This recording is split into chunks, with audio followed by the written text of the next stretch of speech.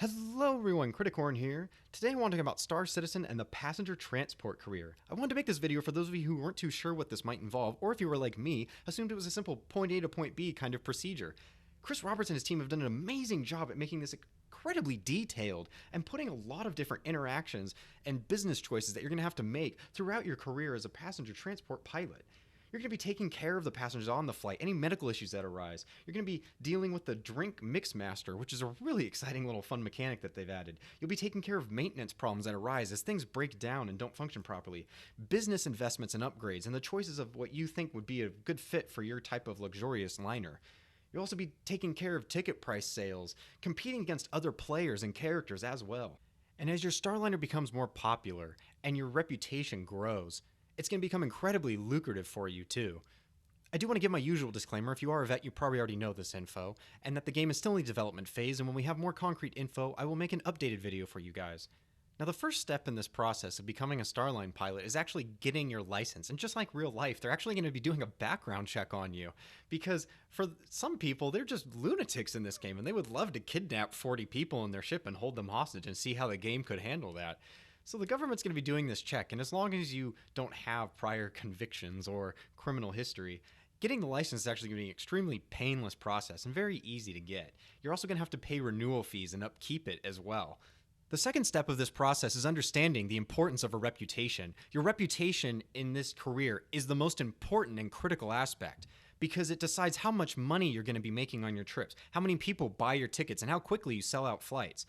The guests are going to be rating you on several different levels, from the quality of the food you're serving them to how you handle medical emergencies, and if you have the proper equipment on board, if it's properly staffed with enough stewardess, and if you got them there safely and didn't have any dangerous encounters along the way. One element that you will be rated on is how well you maintain your system called ICE. Hopefully the developers change it. I'm just making it my own custom abbreviation right now. But it stands for the Entertainment, Communication, and Entertainment System. Now, this is going to be the main centerpiece on how your passengers entertain themselves during the flight with different movies or music, and also order food and drinks. Some of the issues that may arise when taking care of these systems are units burning out entirely, and hopefully you stockpiled before you left on your trip. Others will be radio interference, and you'll have to counter that with rewiring and using different filters. There's even an option to solder wires to keep them from falling off entirely. This next part is actually really entertaining because you're actually going to be a bartender of sorts, as the drink info ordered by the passengers is then sent to the mixmaster, where you then put the drinks together.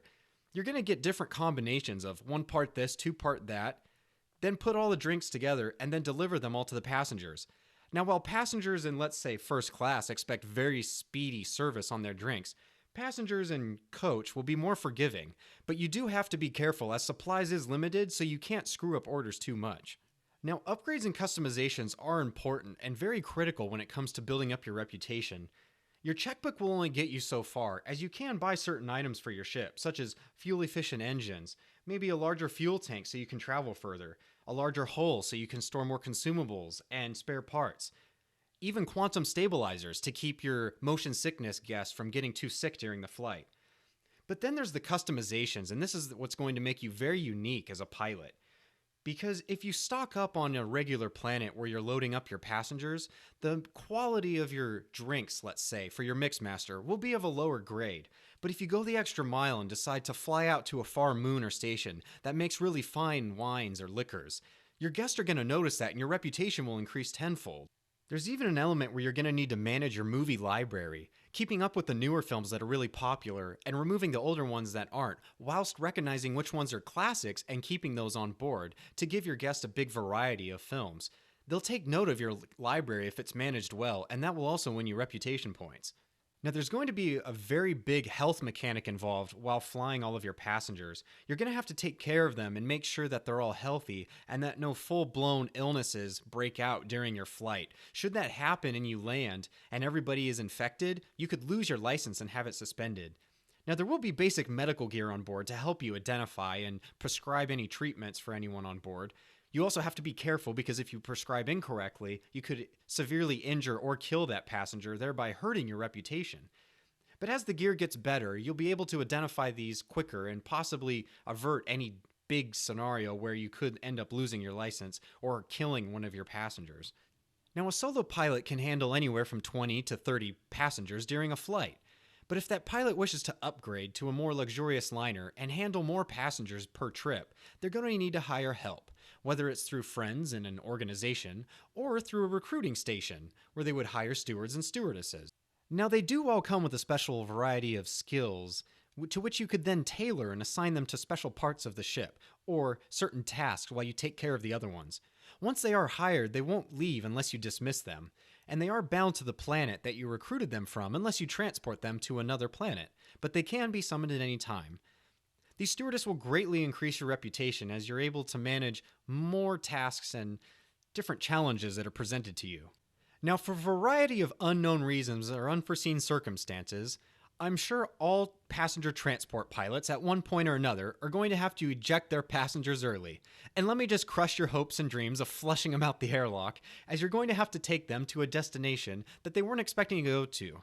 They will give you a negative review instantly upon arrival, and if this does happen too frequently, you can have your license suspended.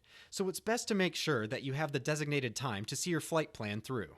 And the final thing we'll be talking about are all the different kinds of options you have during your business decisions and your overall strategy to stay competitive in the market and what suits you best.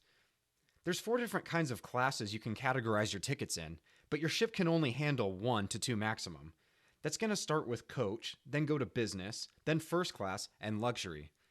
Coach is going to be very easy to take care of as they won't be demanding or expect the highest quality of food or drink or service for that matter. But if you decide to take on the business or first class, let alone luxury, the demand is going to be extremely high and your reputation will suffer if you fail to live up to their expectations. The other elements too factoring in being your fuel capacity, your engine efficiency, will also depend greatly on if you can handle certain kinds of classes. All of these things are going to be personal preference on what you'd like to start out with, but it's going to be all your own decision making and you're going to be able to play around with it and find what suits you best. And with that said, I hope you guys enjoyed the video and it was insightful and gave you a little detail of what you might expect from the passenger transport career. I personally can't wait to see what random elements also get thrown into the mix here. Maybe some kind of wanted criminal is trying to escape and he is on a passenger ship and somebody recognizes him and an all-out fight breaks out on the ship. Maybe he tries to steal the ship to escape. Who knows? But I'm sure there's going to be so many cool little elements and stories involved with this whole career. And I'm sure some players are scheming a plot to just kidnap everybody on one of the shuttles and hold them hostage. I know I'm a little curious to see how the game could handle that myself. So I'm sure something cool and exciting will happen with that element. I hope you guys enjoyed this video and took something away from it. And I hope you enjoy the rest of your week. And I shall talk to you all later.